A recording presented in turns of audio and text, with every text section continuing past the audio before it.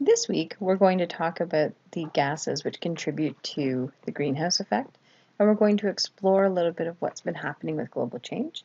It's actually a two-part series this week, so let's have some fun. When we think about global change, many of us know that global change is a certainty and knows no political affiliation, but we often find that global change has become political. So the biggest thing you can do is understand the science behind global change, climate change, greenhouse gases, and all of the other interactive effects so that you can speak from an educated perspective about these challenges. So today we'll talk about how do greenhouse gases work, how does ocean circulation work, why we care about these changes in heating and how they're going to affect the earth, and what you can actually do to reduce emissions will be one of the broader goals of this entire course. So we've often heard of global warming. I put a silly little cartoon here for you. In reality, we know that global warming is the interactive effect of greenhouse gas increase, and those greenhouse gases that we have, which are caused by human activities, which we call anthropogenic greenhouse gases, are primarily carbon dioxide, or CO2, methane, which is also known as CH4 as the chemical symbol, and nitrous oxide, which is N2O. And that's not the same type of, well, I guess it is the same nitrous oxide you'd put in your car to make it go quickly, but it's a very different effect. So already, in general, having a greenhouse effect on Earth is really important, and it's good for us. It already heats the world to an average of 60 degrees Fahrenheit above where it would be without an atmosphere that actually traps radiation. So we do want some level of greenhouse effect on Earth. The challenge that we're having is that in a very short period of time, we've contributed a lot of gases to the atmosphere, which is leading to very quick changes in the atmospheric concentration, and it's really causing an imbalance in a lot of systems. And over geologic time, there have been fluctuations of higher levels of greenhouse gases and lower levels. And as a response, Earth has warmed and cooled. But during human time on Earth, we have never seen these types of fluctuations in atmospheric gases. And so a lot of the concerns come from, we know the things that can happen, and we know that weather can be perturbed by small changes in climate, and we know that humans can be highly affected by small changes in weather. So this is really where this all becomes a circular discussion, and you need to understand all the different pieces. So in general, CO2 so far has raised temperatures anywhere from 1.2 degrees Fahrenheit to 6 degrees Fahrenheit, depending what you're looking at and when you're looking at it. The present radiation balance will cause quite a bit more heating by 2050. And recently we have relative cleaning of air, so we don't really have a lot of ash in the air. We haven't had any huge volcanic eruptions or anything like that. And that means that the surface is actually hotter and brighter. So when you have a lot of ash in the air, you actually end up with radiation bouncing back to space before it penetrates all the way down to the surface of the Earth. And so the ash in the air can have interactive effects as well on warming.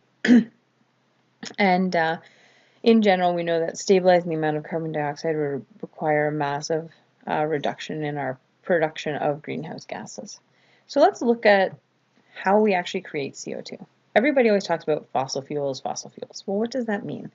Well, with fossil fuels, we're looking at things that used to be plants, animals, basically organic matter in the past. So that organic matter over time decomposed and was stored in different reservoirs, off-gassing as it went, so releasing different variables. A lot of CO2 was released, and so a lot of the oxygen has been pulled off. And so we've got these hydrocarbon intensive molecules, which are leading to the components that produce oil, gas, any type of petroleum product. Then we've got natural gas, which is methane. So again, it's CH4. And we've got lots of different things that happen depending on how the different carbon and hydrogen molecules are put together, right? So if we look at methane versus propane versus butane, those are all just carbon-hydrogen molecules, but those have different numbers of carbon. Either way, when we combust any of those in the presence of oxygen, what's formed is water, carbon dioxide, and heat. And so the heat and the combustion components are what drive a lot of our vehicles and allow us to heat our homes and all this fun kind of stuff. Carbon dioxide just ends up being a byproduct, as does water. And so it's the same basic process whether we're talking about a power plant, your car, or the human body. So now that you understand a little bit about the actual molecular process, let's talk about how that actually affects Earth. So the basic greenhouse effect is that the idea that as the sun's radiation passes through the atmosphere, it eventually warms Earth. So how does that actually happen?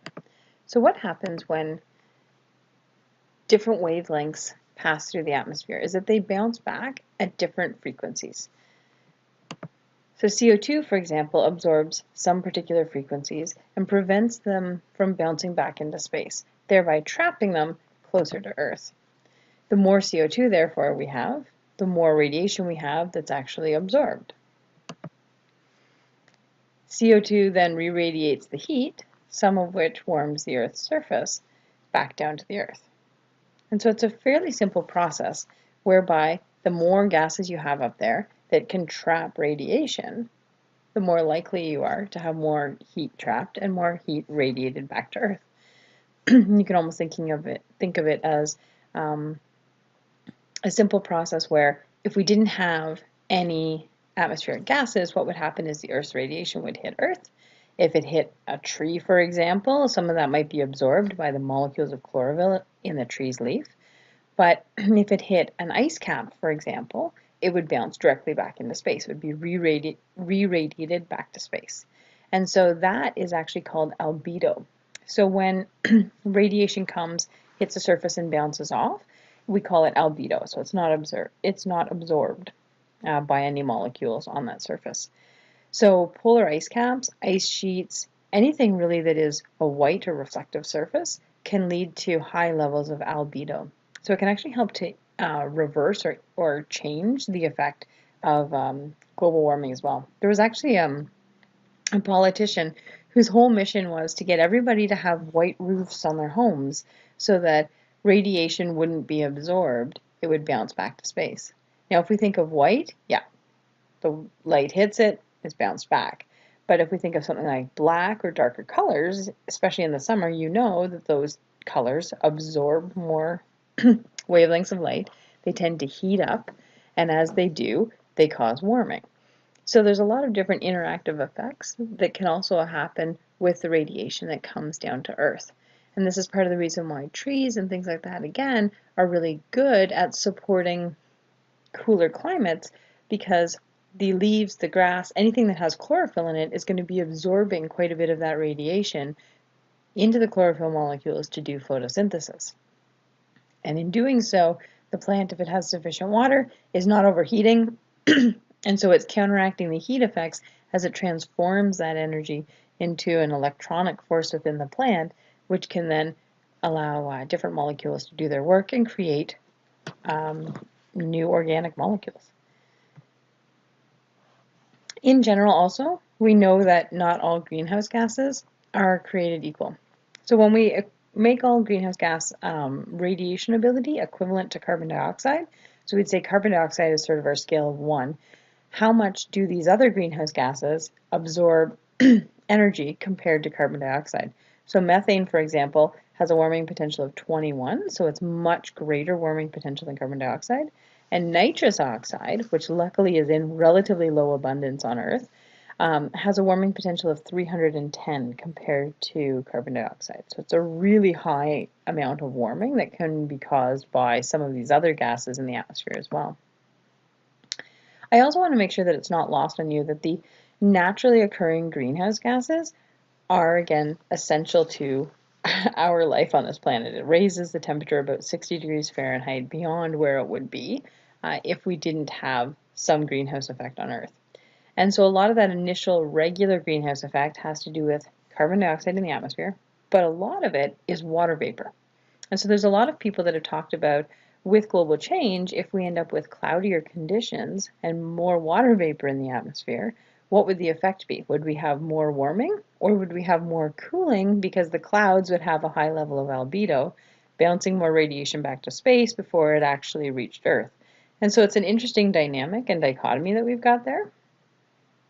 But the big thing to notice is that in general, water vapor has not increased significantly over time to be considered a anthropogenic source that is driving greenhouse gas abundance and therefore is not viewed as something that is driving global change or climate change. If we look at how these gases have changed over the last couple hundred years, what you'll see is that there have been really drastic changes in some of these molecules. So for example, if we look at carbon dioxide, pre-industrial levels, so this is sort of before we had the steam train and industrialization occurring, carbon dioxide in the atmosphere is approximately 280 parts per million. Our current levels are closer to 410, 408, depending on where in the world and the time of the year that you make the measurement, but around 408 parts per million.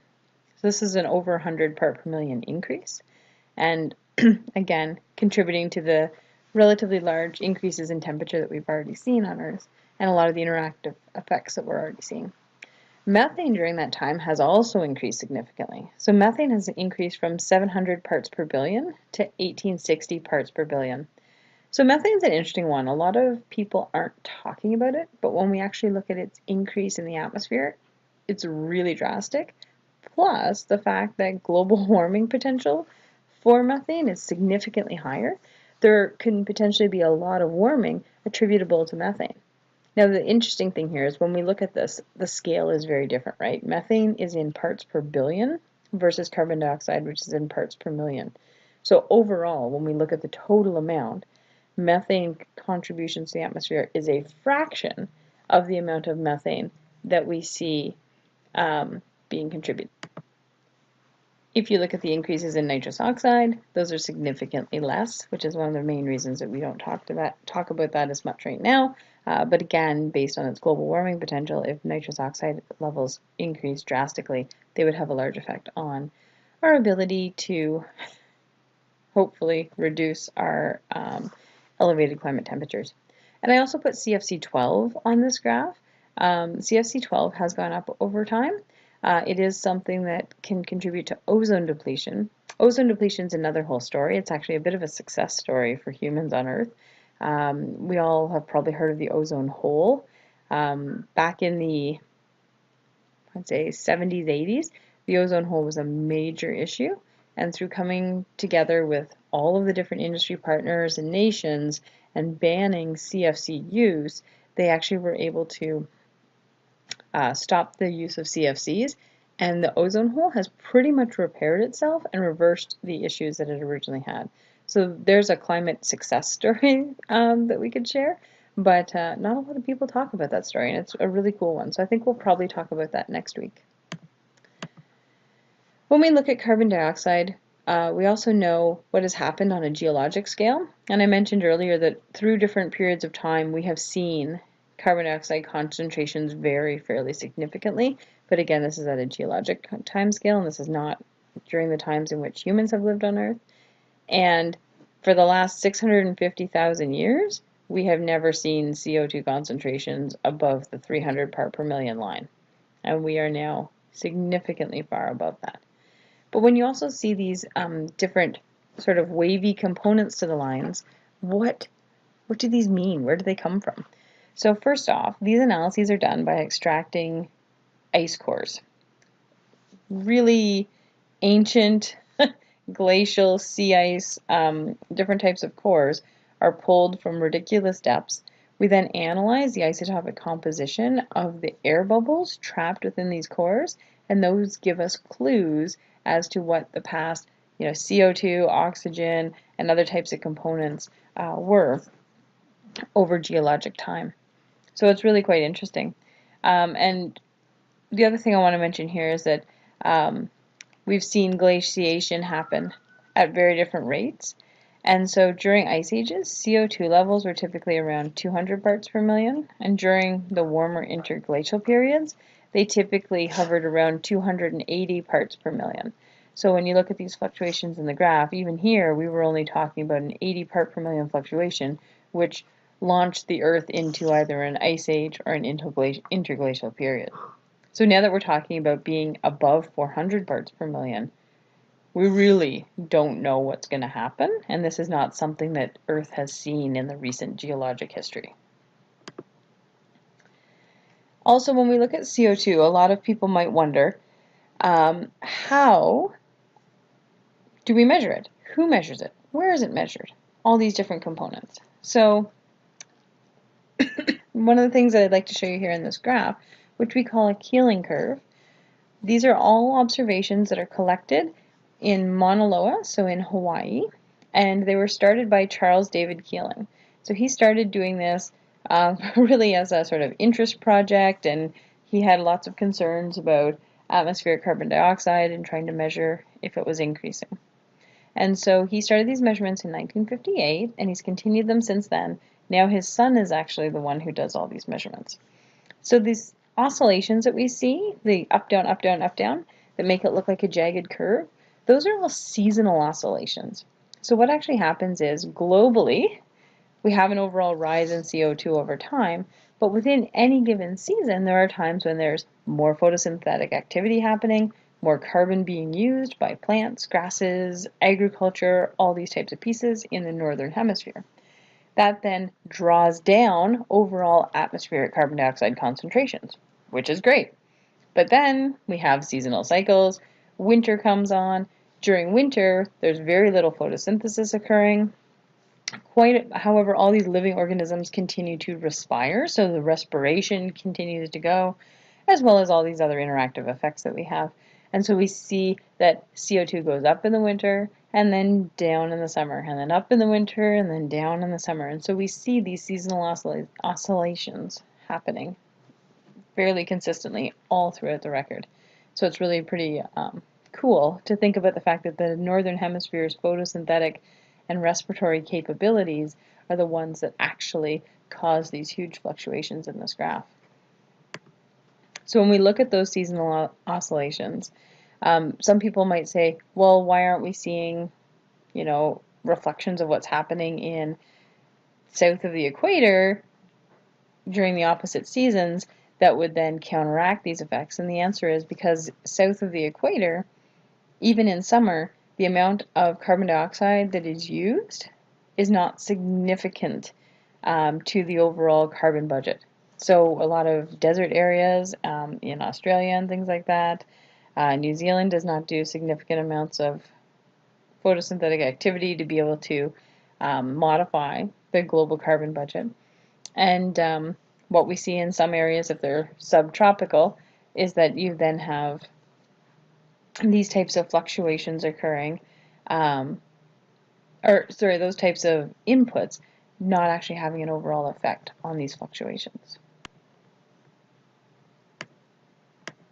All right, so when we look at temperature, temperature typically models the carbon dioxide type of a curve. We see that temperature anomalies continue to increase, and the temperature anomaly piece here is obviously not global temperature. It's based on what was the annual mean temperature back in the 1950s, and so the anomaly is how much have we gone above or below that through time. And so you can see here the increase in temperature, which follows very closely the increase in carbon dioxide. We also know that warming of the climate system is relatively unequivocal, as now there is evidence from increases in global average air and ocean temperatures, melting of snow and ice, and rising sea levels. And that was in the IPCC 4th assessment. You can now see the 5th assessment anytime you like on, just go to IPCC in your Google bar and it will pop up. And IPCC is the Intergovernmental Panel on Climate Change. They have all of the greatest scientists from around the world which contribute to working groups that put together all of the data that go into these reports. So now I wanted to talk a little bit about the ocean. We're going to talk about ocean heat sink and effects that global change and global warming are having on the oceans as we go throughout the course. The oceans The world's oceans right now have actually been estimated to absorb about 93% of the extra heat that we've actually seen from this anthropogenic or human-induced warming since the mid-20th century. And that has happened through the absorption of, so increasing temperature of the ocean. However, it hasn't been significant. A lot of that has to do with the way that the ocean cycle works. So it is significant at different depth layers, as well as the ocean, as the water molecules heat up, we also have thermal expansion. We have all these other things happening. And so increasing sea surface temperatures also leads to rising sea levels, changing patterns of precipitation and winds. Nutrients play into this whole ocean effect as well, as we have higher levels of photosynthetic activity. If we have lots of light, lots of nutrients, and warmer levels, enzymes typically ramp up and do more work at higher levels. So we have this whole interactive effect happening. And then overall ocean circulation is occurring, and a lot of times what we actually end up seeing is that we have decreases in overall oxygen concentrations within the oceans as well, and that's having negative effects on the water profile. So this piece of interconnectedness is really important. Global climate is completely interconnected, and this is why it's a concern for everybody on Earth, not just certain nations. Uneven heating around the globe also is a major concern, and we'll look at a couple different maps which look at how heating is distributed. And then there's different models for different areas, but a lot of the models predict that some areas will cool while other areas warm, and those can also be seasonal changes. We'll have more erratic storm systems. We'll have more melting of sea ice, more melting of land ice, and overall changing what we consider to be thermohaline ocean circulation. So sometimes you'll hear about the AMOC.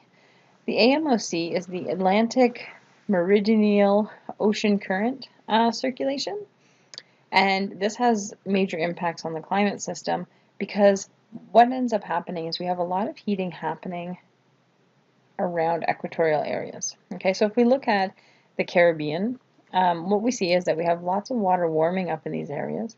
It travels via the Gulf Stream from off the coast of Florida all the way over to Ireland and the UK and Scandinavian countries.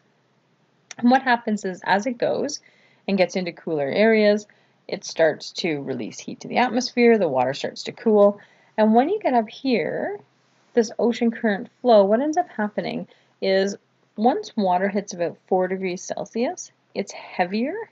Like that's when water is most dense, okay, is at 4 degrees Celsius. And if it's had a fair amount of evaporation and it is salty, it's heavier when it's saltier as well. So what we see is that surface waters from the Gulf Stream have a fair amount of evaporation as they go along, so they're becoming a little bit saltier. They then cool down to around 4 degrees Celsius where they get really, really cold, and what ends up happening is they sink to the very bottom of the ocean. So I actually have some cross sections that I'll show you in a minute with regards to this. When those ocean waters sink to the very bottom, they then travel, following this line here, in what we call the North Atlantic Deep Water Current. And this travels in a different direction underneath surface currents. There's also inputs from the Mediterranean at some points, where the Mediterranean comes in and is kind of like a middle level current. You've got the Antarctic bottom waters, which are really, really heavy waters, so they go even deeper in the ocean than the North Atlantic Deep Current. And then these things move along and we have different upwelling zones. So we have an upwelling zone off of India. We have another upwelling zone. Again, if this map wraps around, this upwelling zone comes basically off of South America, which is why you have such rich fisheries out here and in here. And so if you ever look at the fishery map, which you'll see later in this course, you'll see that there's huge numbers of fishing vessels there all the time. That's because with lots of upwelling, you're bringing nutrient-rich waters, bringing nutrients from the bottom of the ocean, leading to more growth of plankton, more growth of fish because of their ability to consume the plankton, and so on and so forth. So then you have the upwelling of all of these waters, and then they become surface waters and they travel back along the surface in opposite directions. So ocean currents are really very cool, and the way they work is really very interesting. So here's another cross-section type of an idea that shows you that if you look within an ocean profile, you've got water moving in different directions at different depths. And it takes approximately 1,500 years for the ocean conveyor belt to complete one loop. So if I was a molecule today hanging out in the Florida Keys and I follow along the Gulf Stream, in about 1,500 years I can expect to be back in the Florida Keys, just to give you a rough idea.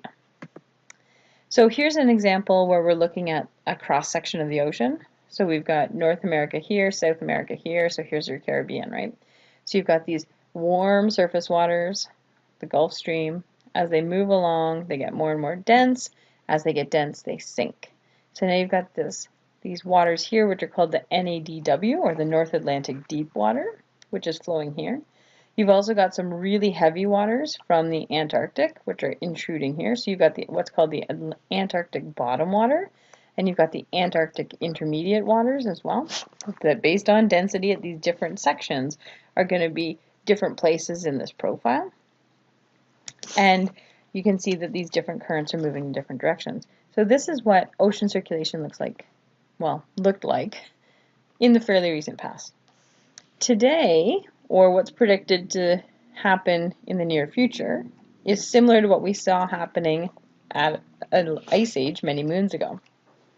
So what ends up happening at these ice ages is that something happens to affect this overall thermohaline circulation, or the ocean conveyor belt, as some people call it. And with that ocean conveyor belt, when you start to have something happening up here, limiting the amount of water that sinks, then this whole system starts to back up and slow down. You get more intrusion of the Antarctic waters deeper, the North Atlantic deep water doesn't go as far, and this whole conveyor belt starts to change. So when we have right now a lot of melting of sea ice and land ice, that's putting a lot of fresh water into this system. And when you've got a lot of fresh water in the system, what ends up happening is it's lighter. And so that's one of the effects, one of the things having an effect on this ocean conveyor belt. There's also other components as well, such as intrusion of other waters. So if we look at another cross section, this one I really like because it gives you a little bit more of a read as to some of the definitions. So this one really shows you clearly the amount of water that subducts or goes deeper in the ocean near basically the Iceland area is massive. So if we look at how much of the ocean profile is made up of water that subducts in the Arctic, we see it's just a huge amount. We've got, and so those again are called the North Atlantic deep water. We've also got the Antarctic bottom water, which is coming in here.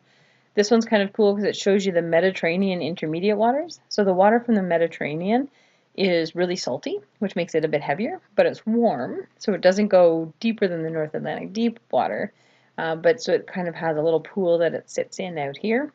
We've also got the Antarctic intermediate waters, which kind of flow in around here, and that's because of the fact that they are not as heavy as the North Atlantic deep water, and all of these other sort of interactive components. So one of the things that we see happening right now is that we have actual physical data that the AMOC, or that Atlantic Meridional Ocean's current circulation, is actually slowing.